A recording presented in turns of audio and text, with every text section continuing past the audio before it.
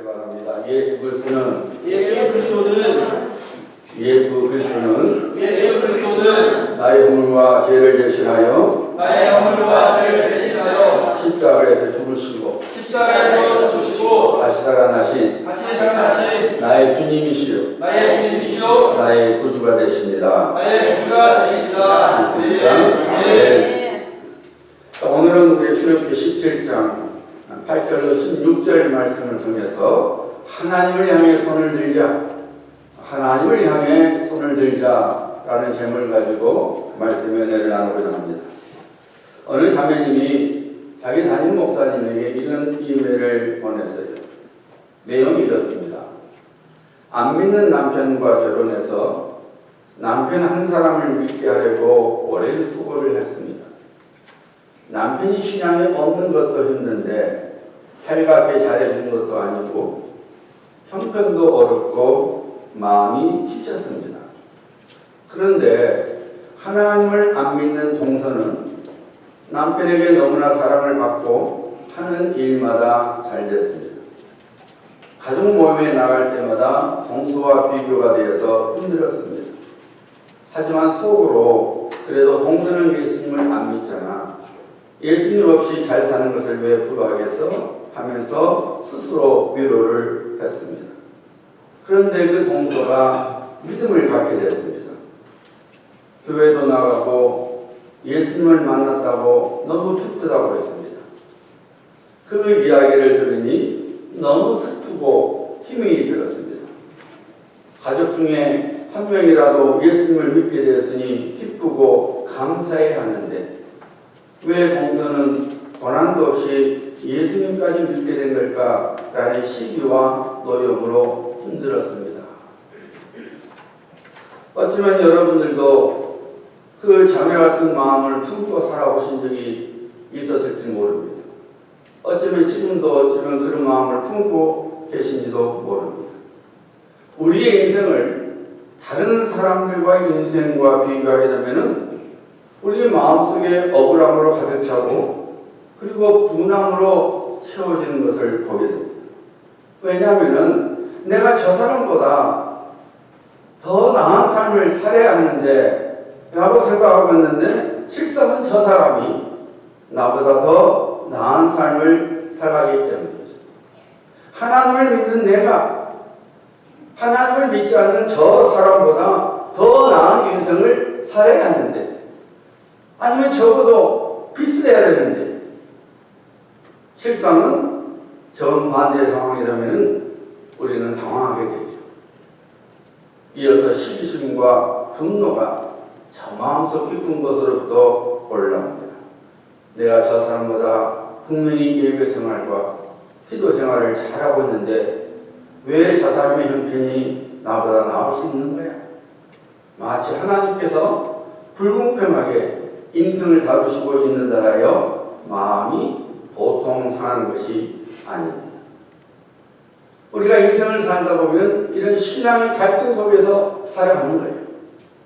경제적인 갈등, 건강으로 인한 갈등, 배우자나 자녀로 인한 갈등, 이런 갈등으로 인하여 우리가 하나님 앞에서 보이지 말할 모습을 갖고 살아가죠. 누군가 예수 믿으면 기뻐해야 되는데 기뻐하기보다는 내 마음에 시기와 분노가 올라오는 거죠. 왜냐하면 하나님께서 뭔가 불공평하게 내 인생을 다루시고 있는 것 같은 생각이 드니까 그렇게 되는 것이죠. 하나님, 도대체 제 인생을 얼마만큼 가지고 계신 겁니까? 하나님, 제게 새끼손톱만큼의 관심이라도 갖고 계십니까? 이 옳은 소리가 저절로 나오게 되고 그래서 신앙의 갈등 속에서 살아가는 것이죠. 사랑하는 성도님들, 그런데 정말로 중요한 것은 우리가 만나고 있는 문제들로부터 벗어나는 거예요. 우리가 불평할 수 있습니다. 원망도 할 수 있습니다. 그렇다고 그런 불평과 원망이 우리 인생의 문제를 해결해 주지 못합니다. 문제가 해결되는 방법을 찾아야 합니다. 어느 고 말했어요. 엄마, 제가 공부를 열심히 해서 반드시 반에서 10등 안에 들어가겠습니다. 엄마는 아들의 말에 흥분했어요. 아, 이놈이 이제야 철이 들었구나. 아닌 게 아니라 아들이 밤늦게까지 불을 켜놓고 공부를 하는 거예요. 그래서 안쓰러운 마음이 들어서 간식을 준비하고 아들의 방에 갔더니 아들이 코를 책상에 박고 자고 있는 거예요. 공책에 표지가 있어서 무슨 공부를 하는가 봤더니 공책에다가 10등 써놨어요. 여러분, 10등 안에 들어가려면 문제를 하나라도 더 풀어야지. 10등 될 거야, 10등 될 거야, 10등 쓴다고 해서 10등 되는 거 아니거든요. 여러분, 우리 인생도 마찬가지예요. 우리 인생 속에서 만나는 문제를 해결하기 위해서는 실질적인 해결책을 찾아야지 문제로 인한 불평과 원망 타령만으로는 안 되는 것입니다. 자, 오늘 본문 말씀은 우리 인생에서 승리할 수 있는 비결을 우리에게 가르쳐주고 있습니다. 오늘 아침 승리의 비결을 배워서 우리 문제들로부터 벗어나는 하나님의 구원을 경험해야 하겠습니다. 출애굽한 이스라엘 백성들은 이 그들의 마음속에 엄청난 감격과 희열이 있었습니다.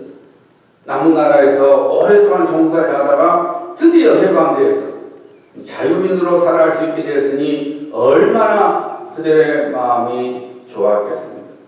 무엇보다도 자식들에게 내일이라는 것이 생겼으니 그들의 마음이 오직 흥분되었겠습니다. 그런데 그 기쁨과 감격이 차츰 시들어지게 되었습니다. 광야 생활 때문이었습니다. 광야라는 것이 얼마나 불편한 것입니까? 음식이 풍부합니까? 마실 물이 많습니까?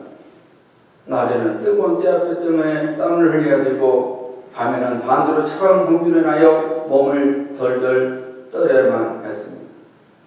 그런 와중에 하나님께서 이스라엘 백성들에게 은혜 베푸셔서 낮에는 구름 기둥으로 밤에는 불 기둥으로 인도하셨습니다. 목말라다고 불평하면은 하나님께서 반석에서 물을 내주셨고 고기가 먹고 싶다 하는 그들에게 메추라기를 보내서 고기를 배불리 먹게 주셨죠. 사랑하는 여러분, 여러분의 인생을 한번 뒤돌아 살펴보세요. 오늘 이 시간까지 하나님께서 여러분을 어떻게 인도하셨고 어떻게 여러분들을 도우셨는지를 보게 됩니다. 참으로 하나님의 은혜의 손길로 인하여 우리가 날마다 살아오고 있음을 깨닫게 됩니다. 그럼에도 불구하고 우리는 마치 이스라엘 백성들처럼 불평하고 원망하면서 살아갑니다. 왜 그렇습니까? 우리 인생길이 광야이기 때문에 배고프고 목마르고 반복적으로 이런 일들이 일어남으로 인해서 우리는 불평하고 원망하며 때로는 분노하면서 살아가요. 이스라엘 백성들이 출애굽의 기쁨과 감격을 잃어버린 것처럼 우리 역시 그리스도 예수 안에서 구원받은 기쁨과 감격을 잃어버리게 됩니다. 더 나아가서 하나님의 자녀라는 우리의 신분을 잊어버리게 되죠. 요한계시록에 나오는 7교회에 대한 우리 예수님의 요구를 살펴보면은 내용이 여러 가지지만은 크게 두 가지입니다. 요한계시록에 나오는 7교회는 모든 교회를 대표하는 것이기 때문에 그 7교회에 주신 예수님의 말씀은 곧 오늘날 우리에게 주신 말씀이에요. 그런데 모든 교회, 즉 우리들에게 요구하시는 예수님의 요구가 무엇이느냐? 하나는 첫사랑 회복이요, 다른 하나는 거룩성 회복입니다. 하나님의 자녀들이 광야 같은 세상에서 살다 보면 그만 구원의 기쁨을 잃어버립니다. 예수님의 사랑을 체험하고 그 사랑에 감격하여 자신의 마음을 다하여 주님을 사랑했던 마음을 그만 잊어버린 마음. 왜냐하면 광야 생활이 거칠기 때문에 때로는 목마르고 때로는 배고프고 너무나 힘드니까 그 구원의 감격을 잃어버립니다. 그러다 보니까 예수님을 향한 사랑이 시들어지고 변질되고 말았는데 막상 우리 자신은 그런 것을 전혀 느끼지 못하지. 왜요? 세상살이에 바빠서. 세상살이에 시달리다 보니까 이전에 내가 품었던 그 첫사랑을 이제 잃어버리고 살아가고 있어. 그리고 잃어버린 채 깨닫지 못한 채 그냥 살아가는 거예요. 여러분, 얼마나 예수 그리스도를 사랑하십니까? 얼마나 예수님을 사랑하시고 계세요? 예배에 대한 열정이 얼마만큼 있습니까? 기도에 대한 열정이 얼마만큼 있습니까? 하나님의 말씀에 대한 사모함이 얼마만큼 있습니까? 우리가 하나님의 은혜로서 살아가야 하는데 세상이 주는 재미와 편안함에 푹 빠져서 마치 나우디에게처럼 영적을 헐벗은지 모르고 이 세상과 때문에 자기 자신도 모른 채 영적 가난병에 되어 살아가고 있습니다. 여러분, 예수님이라는 첫사랑을 다시 붙잡도록 인생의 가시를 주었음에도 불구하고 여전히 완악한 마음으로 살아가는 어리석은 자들이 우리 주변에는 많이 있습니다. 인생의 가시로 인하여 불평하기 전에 그 가시를 허용한 하나님의 마음을 깨달아야 합니다. 하나님께로 돌아와야 합니다. 하나님께 대한 나의 사랑을 회복해야 합니다. 언제까지나 우리가 이 세상을 사랑하고 이 세상의 꼴로서 살아가야 합니다.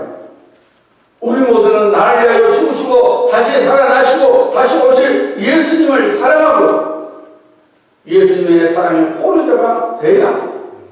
우리가 예수님의 사랑을 먹고 마실 때에 우리 인생의 행복은 보장되는 겁니다. 그가 내 안에 내가 그 안에 있으면 과실을 많이 맺나니 나를 떠나서는 아무것도 할 수 없습니다. 우리가 정말로 행복하고자 한다면 우리는 예수님과 동행하는 삶을 살아가야 됩니다. 예수님을 사랑하고 예수님의 사랑을 품고 살아가야 하는 것입니다. 또 하나 우리가 이루어야 할 행복은 거룩한 행복입니다.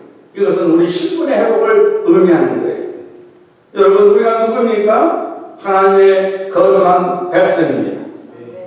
또한 예수 그리스도의 신분입니다. 우리는 신분에 맞게 살아가야 합니다. 우리는 또한 하나님의 부르심을 받은 자들이에요. 그래서 이 세상 사람들과 구별되는 삶을 살아가지 않으면 안 되는 것입니다. 이 세상 방식으로 살아가는 자들이 아니라 하나님의 방식, 즉 하나님의 말씀으로 살아가는 자들이 되어야 합니다. 이 세상 사람들은 자기 나름대로 신들을 만들어 살아가고 있지만 성도는, 우리는 오직 한 분 하나님만을 섬기는 신분인 것을 잊지 말아야 합니다. 우리들이 하나님을 사랑하고 하나님 앞에 구별되는 삶을 살아가야 하는 신분임에도 불구하고 그만 광야 생활을 통하여 그런 우리의 신분을 망각하며 살아가게 되죠. 우리는 다 양 같아서 그릇 행하여 갈기 제 길로 갔거늘 라는 하나님의 말씀처럼 살아갑니다. 그런데 우리들은 누굽니까? 예수 그리스도의 핏값으로 상받은 하나님의 자녀들입니다. 어느 아버지가 사랑하는 자녀가 잘못된 길을 가도록 방황하겠습니까? 처음에는 말로 타이르다가 그러다 안 되면 매를 들게 되죠. 이스라엘 백성들이 바로 그 자리에 와 있었습니다. 하나님의 은혜 가운데 출애굽의 기쁨을 가졌어요. 하나님의 은혜 가운데 인생의 인도함을 받았던 그들이 그만 광야 생활에서 오는 어려움과 부족함과 불편함을 이기지 못하고 원망과 불평을 늘어놓았습니다. 문제는 그 원망과 불평이 하나님에 대한 불신으로부터 나왔습니다. 그래서 하나님께서 처음에는 가벼운 징계로서 이스라엘 백성들을 인도하셨죠. 그럼에도 불구하고 여전히 이스라엘 백성들의 불신앙이 깊어갔습니다. 하나님께서는 특단 조치를 취하셔야만 했습니다. 그것이 오늘 본문 말씀에 나오는 사건이죠.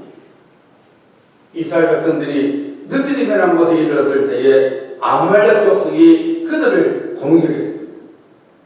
생명이 직접적으로 위협을 받는 상황에 이스라엘 이스라엘 백성들이 취하게 된 것이죠.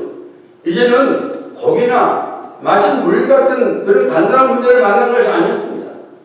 이제는 죽느냐 사느냐 하는 절체절명의 문제를 만나게 됐어요.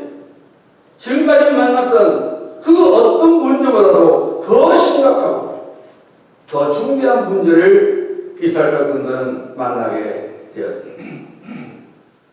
사랑하는 우리 성도님들, 지금 여러분들은 어떤 모양의 느비딤의 걸작에 계십니까? 경제적인 느비딤의 걸작이 있습니까?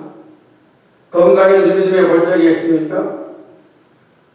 배우자의 어떤 느비딤의 걸작이 있습니까? 자녀의 느비딤의 걸작이 있습니까? 여러분, 우리 마음을 누르는 그런 느비딤의 걸작이가 있을 수 있습니다. 여러분, 이 모든 우리 인생의 문제들이 바로 느비딤 걸작기에 아말렉 족속의 공격이에요. 지금 본문 말씀 속에 나오는 이스라엘 백성들이 그 상황 속에 있었어요. 놀라운 사실은 싸움에 있어서 특히 아마추어인 이스라엘 백성들이 프로페셔널한 아말렉 족속을 물리쳤다는 것입니다.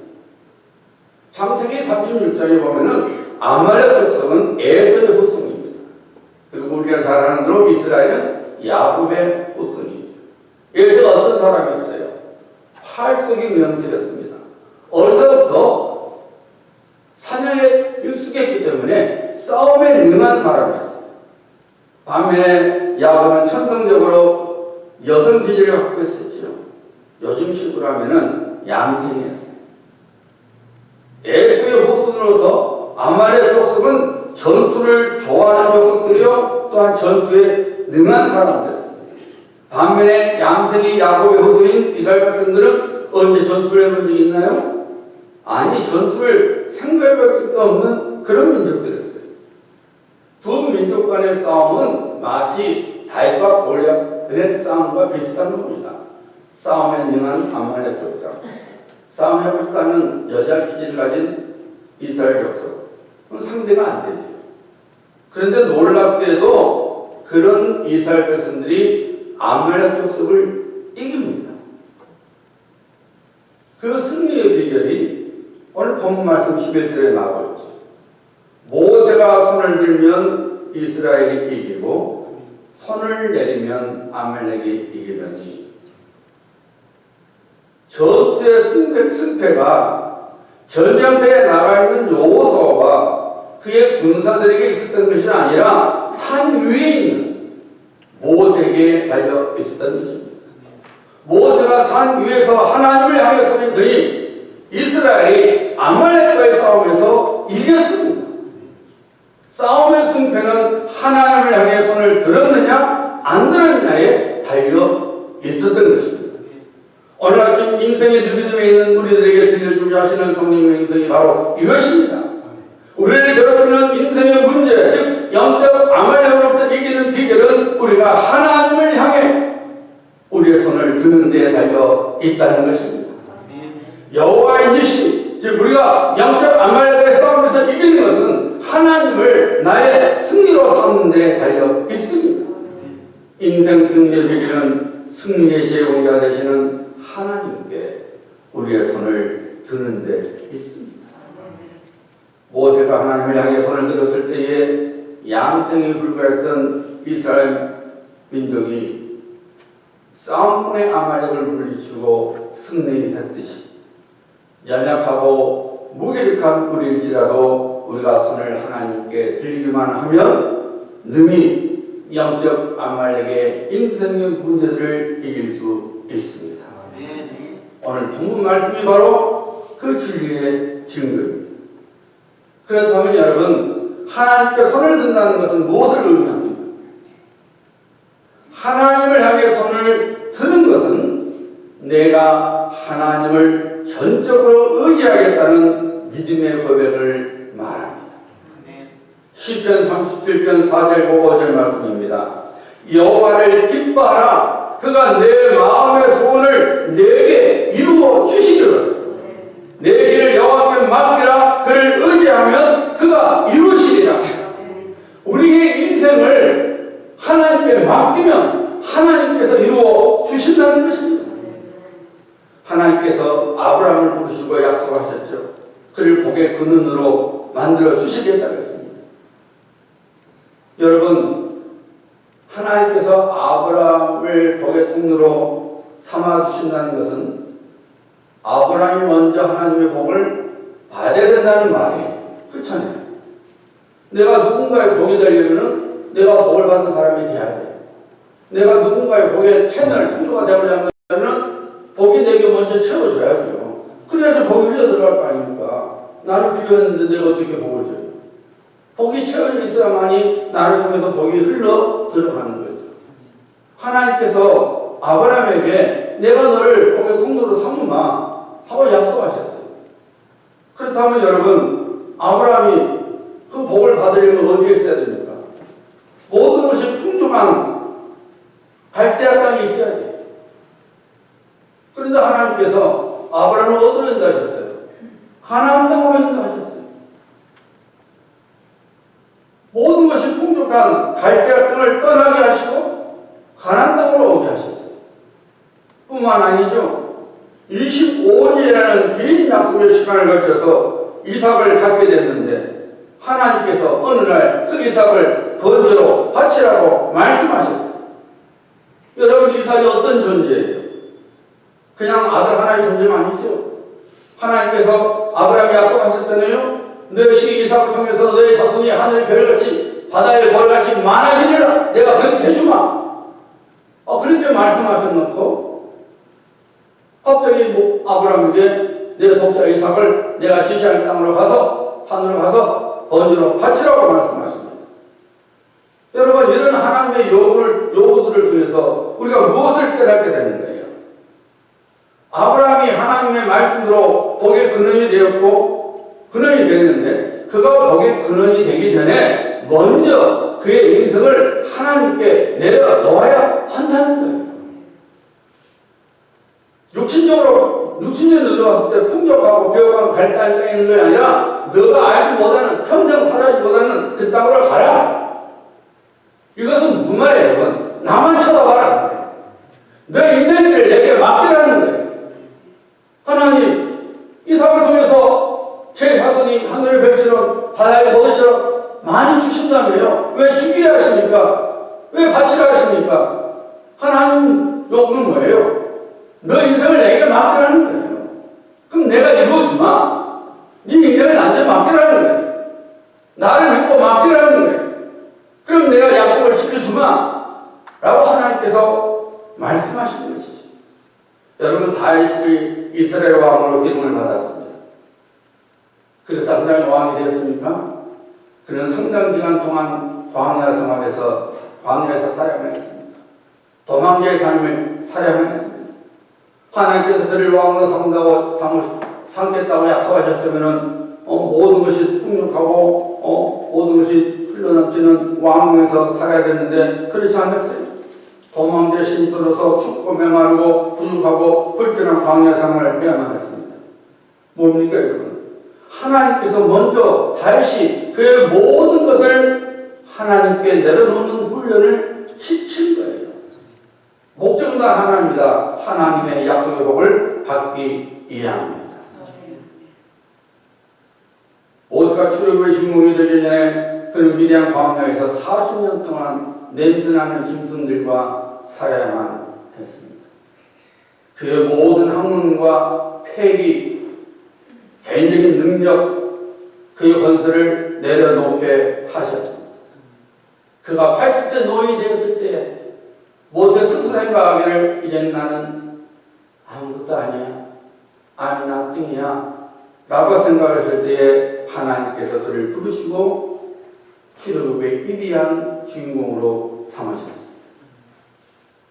하나님께 맡기는 훈련을 시키신 것이죠. 엘리야 선지자는 어땠습니까? 이세벨의 위협으로부터 두려움과 자제를 빠졌죠. 하나님께서 당장의 문제를 가져다주는 이세벨을 죽게 하셨습니까? 안 했어요. 광야길로 인도했습니다. 그 광야길에서 그는 하나님과 대면할 수 있었고 새로운 사명을 부여받았지 않았습니다. 동방의 의인이라고 불렸던 요즘 같으면 전 세계에서 제일 좋은 믿음을 가진 성도였던 욥이 고난이라는 광야를 통해서 귀로 아닌 눈으로 하나님을 알게 됐을 뿐만 아니라 갑절의 복을 누린 자가 되었습니다. 하나님께서는 우리에게 말씀하시기를 네 인생길을 내게 맡기라고 말씀하십니다. 손을 들라는 겁니다. 하나님, 저 온전히 하나님만 의지하겠습니다. 하나님, 제가 전적으로 하나님만을 의지하겠습니다. 맡기라는 것입니다. 그리하면 우리의 마음의 소원을 하나님께서 이루어 주신다는 것입니다.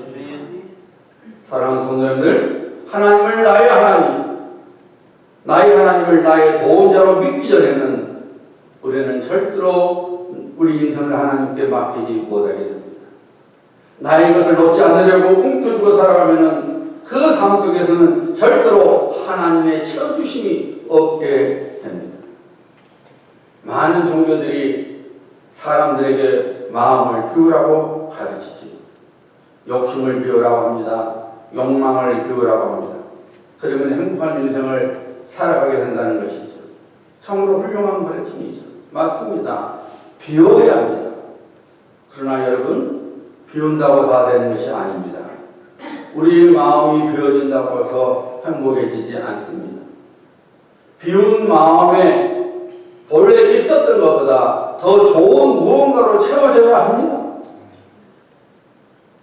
누군가를 미워하지 말아야지 한다고 해서 미움이 없어지던가요? 더 분노와 억울함이 솟구쳐 오르는 것이 우리 실상이에요. 미워하는 마음을 버리고 그 비워진 마음에 예수님의 사랑으로 채워지지 않으면 우리는 여전히 미움 속에서 죄를 짓고 살 수밖에 없는 거예요. 하나님께 우리 인생을 내려놓는 것은 무작정 우리 인생의 바람을 내려 비우는 것이 아닙니다. 하나님께 우리 인생을 맡긴다는 것은 그저 단순히 우리의 욕심과 욕망을 버리는 것만을 의미하는 것이 절대로 아닙니다. 우리 인생 속에 우리가 원하는 것을 내려놓고 그 내려놓는 자리에 하나님을 모시는 것입니다. 하나님의 마음을 심는 것입니다. 하나님의 뜻을 품는 것입니다. 하나님의 소원을 담는 것입니다. 그런데 여러분, 우리의 시간은 어떻게 살아가고 있어요? 우리는 우리 인생을 하나님께 내려놓지 못하고 오히려 우리 인생 계획표를 하나님께 딱 하고 내려놓죠. 하나님, 결정만 내려주세요. 하나님께서는 내가 너를 위하여 계획을 세울 테니까 나만 믿어라, 나한테 맡기라 그러는데 우리는 하나부터 백까지 다 써서 하나님 여기 있습니다, 사인만 해주세요. 게다가 우리 원수 마귀는 우리 곁에서 부추기죠. 네가 갖고 있는 거 다 먹는 날에는 네 인생은 그날로 쫑치는 거야. 네 인생을 하나님께 맡기는 날 네 인생의 즐거움은 끝이야. 모든 것이 적당해야지. 그렇게 요란하게 믿을 거 없어. 왜 너만 그렇게 해야 돼? 남들 적당히 다 잘 살잖아.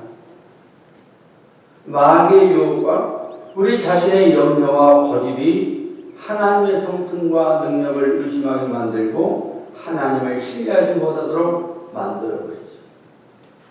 그러나 하나님께서는 우리에게 말씀하십니다. 내 길을 여호와께 맡기라. 그를 의지하면 그가 이루시리라. 여러분, 왜 우리가 하나님 앞에 내려오지 못했습니까?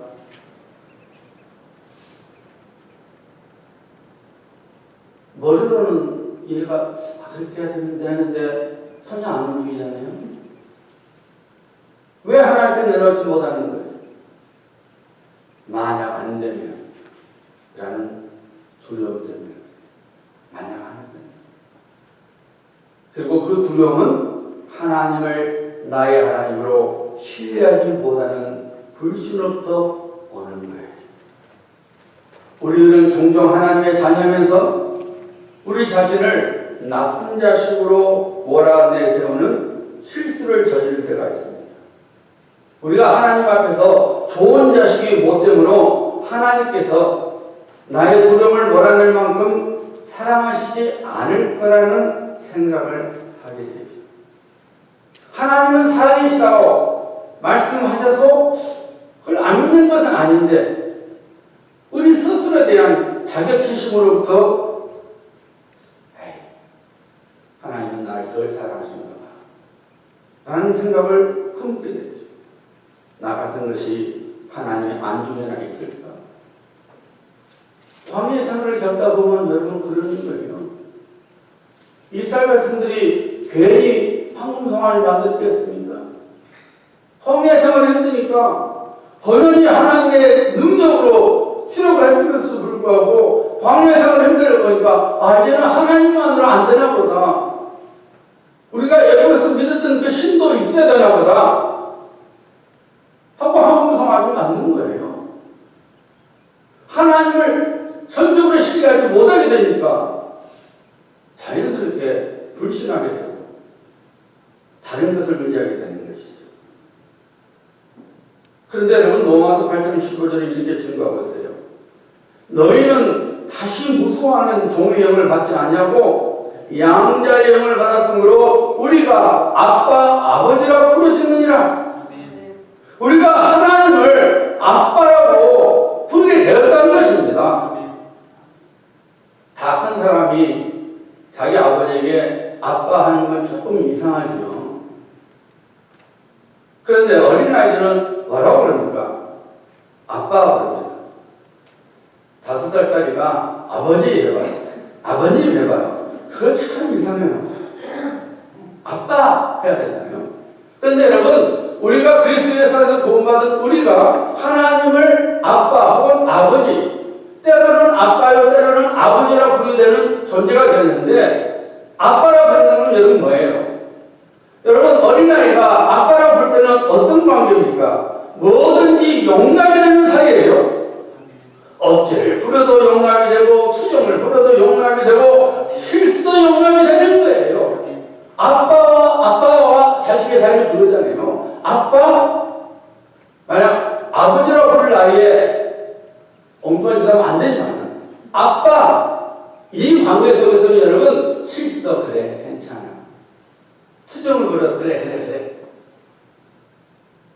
억지를 부려도 그래 이것이 용납되는 관계예요. 사도 바울이 성령의 감동 속에서 하나님과 우리 사이가 그런 사이라는 것입니다. 그래서 그가 말하겠습니까 여러분? 그리고 예수 그리스도 안에는 우리에 대한 하나님의 사랑을 끊을 것이 어느 것도 그 어느 것도 없다고 선포한 거예요. 여러분 우리를 스스로 하나님 앞에서 우리 스스로 나는 나쁜 놈이라 만들면 안 돼요. 나는 하나님을 아빠라 부를 수 있는 그런 존재예요. 나는 비록 연약하고 부족하고 미련하고 때로는 어리석고 참으로 내가 생각해도 한심스러워도 하나님은 나를 내가 아빠라고 부를 수 있는 그런 관계 속에서 바라보시고 그리고 손을 펼쳐주시고 내가 때로는 실수를 해도 괜찮아. 다시 좋게 하면 돼. 때로는 우리가 말도 안 거듭을 피워도 그래. 다독거려 주시고 그런데 이 방법이 더 좋지 않겠니? 하고 말씀해 주시는 하나님이십니다.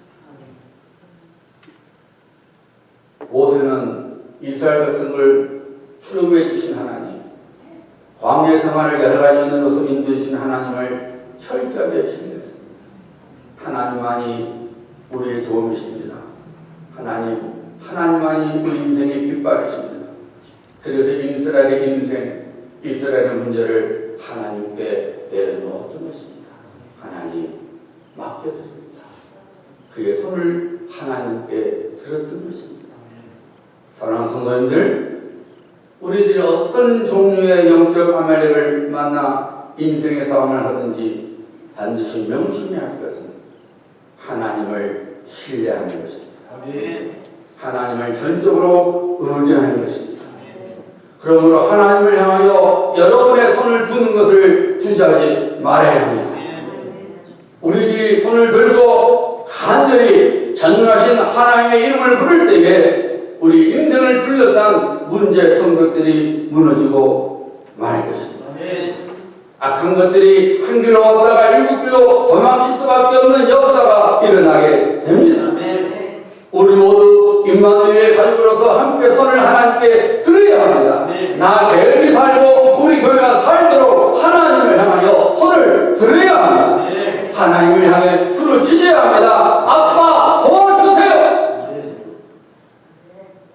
여호수아가 칼날로 아말렉과 그 백성을 쳐서 무찌를 일하여 하나님의 구원이 우리 삶 속에서도 펼쳐집니다.